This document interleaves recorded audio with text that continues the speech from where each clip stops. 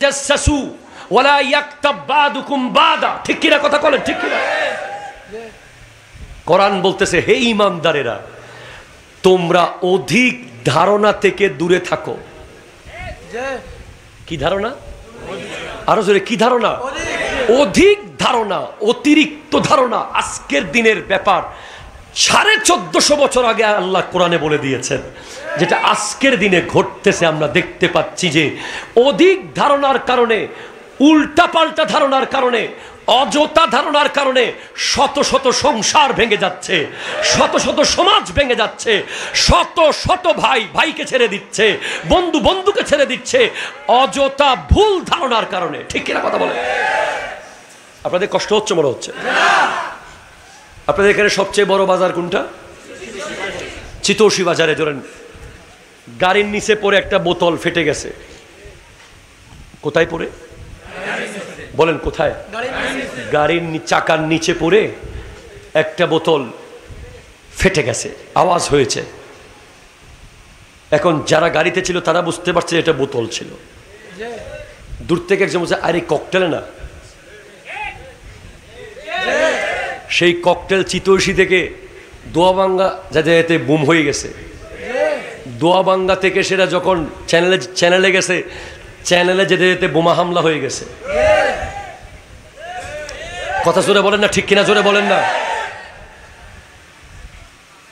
এরকম হাজার হাজার মিথ্যা ধারণা যেটা সমাজের মানুষ প্রতিনিয়ত করছে।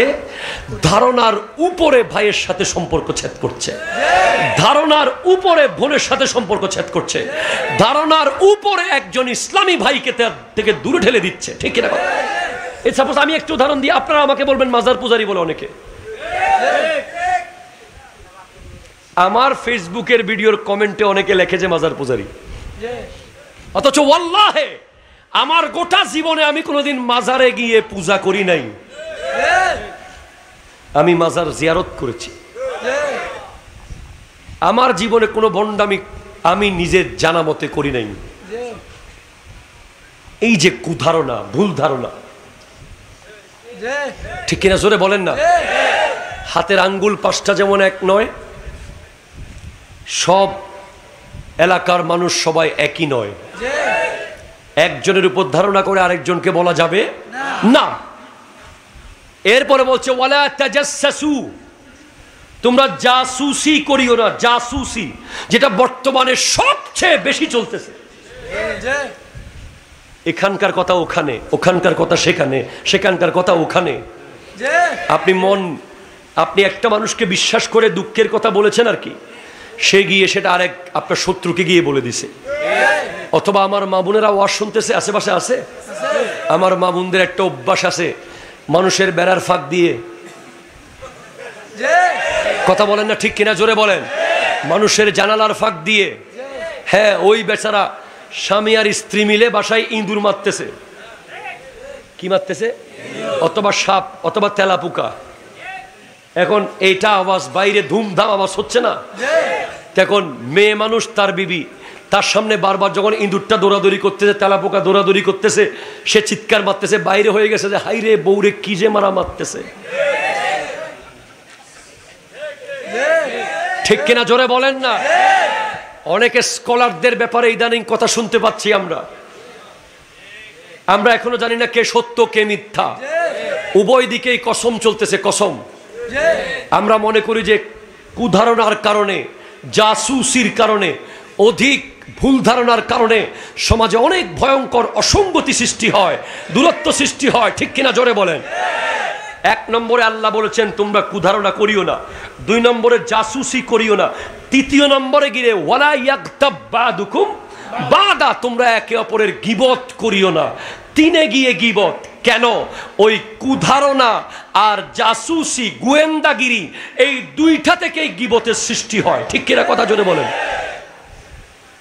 আপনার ছেলেকে আপনি হক্কানি রব্বানি আলেম বানালেন আর কি, আলেম বানালেন, বানাতে চাচ্ছেন।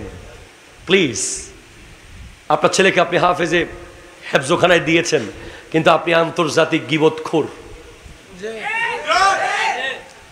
কিরে ভাই বেশি করা হয়ে গেছে না এই কথাটা? আপনার ছেলেকে আপনি মাদ্রাসায় দিয়েছেন, কিন্তু আপনি বিশাল বড় সুদখোর। আপনার ছেলেকে আপনি মাদ্রাসায় দিয়েছেন, আপনি আপনার বাপ মারে ভাত দেন না। আপনার ছেলে আপনি মাদ্রাসায় দিয়েছেন, আপনি সবসময় মিথ্যা কথা নিয়ে ব্যস্ত থাকেন। ওই ছেলে আলেম হবে না। আমি আপনাকে বোঝাতে চাচ্ছি যে ডাক্তার হয়ে যেতে পারে, হতানহর ইতারা হতাগান নবুজের মধ্যে ইঞ্জিনিয়ার হয়ে যেতে পারে, প্রফেসর হয়ে যেতে পারে, মাস্টার হয়ে যেতে পারে, ব্যবসায়ী হয়ে যেতে পারে, রাজনীতিবিদ হয়ে যেতে পারে, কিন্তু হক্কানি আলেম হওয়ার জন্য বাপ মাকে আগে গাউসে পাকের বাবার আদর্শ নিতে হবে, গাউসে পাকের মায়ের আদর্শ নিতে হবে। হাত তুলে বলেন ঠিক কিনা?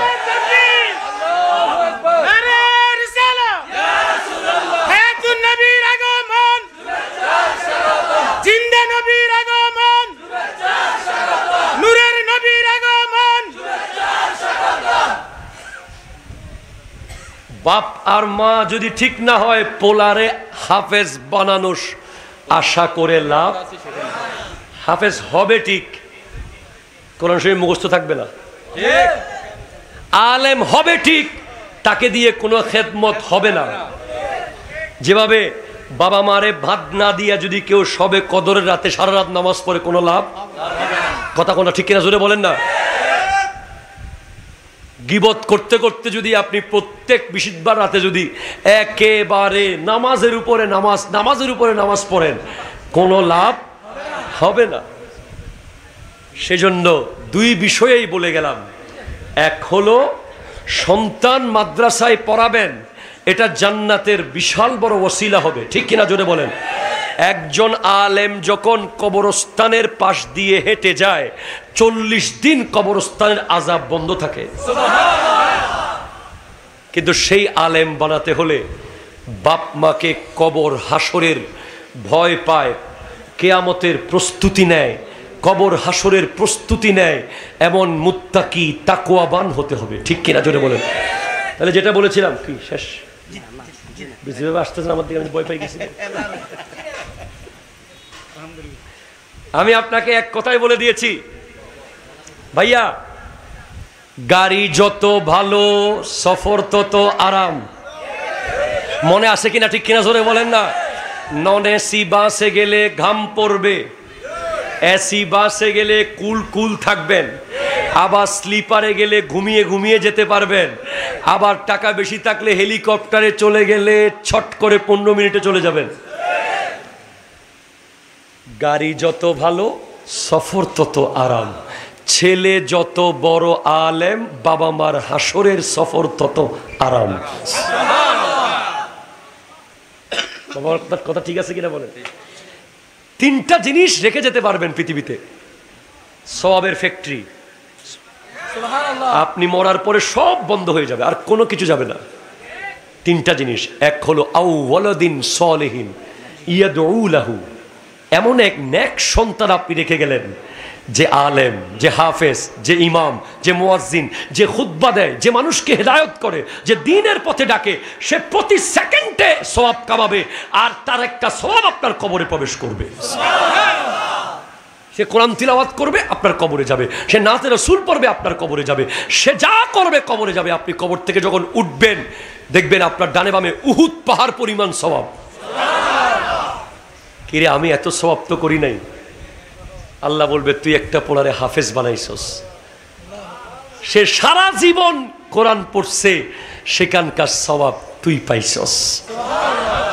এখন আপনি কি বানাইয়া যাবেন, আপনি সিদ্ধান্ত নেন। অনেকে কইতেছে, হুজুর রাজনৈতিক বানালে লাভ বেশি। কথা কয়টা ঠিক কিনা জোরে বলেন। কয় কোলা ফোলা কয়জন? কয় 4 জন। কয় কি? একজন ডাক্তার। লাভ নাই, কোনো লাভের ফোলা না। নিজে নিজে কইতেছে, কয় ডাক্তার বানাইছি ঠিক, কোনো লাভ নাই। ইঞ্জিনিয়ার একজন, তেমন লাভ নাই, পয়সা করি কম। আর কি? কয় একজন হুজুর বানাইছি, মোটেও লাভ নেই।